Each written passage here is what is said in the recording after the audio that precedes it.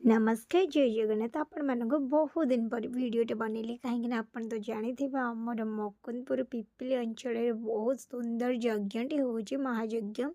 आ को निमंत होची आपण माने तो समस्ते भी से न्यूज़ भी देखिकी जानी पड़थिबा आ देखंतु एटी सुंदर जगन्नाथ मोर प्रभु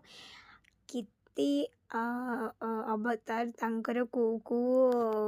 से धरुଛନ୍ତି रूप से सबूर वर्णना करके सबू जगन्नाथंकर सजासजी हो जाए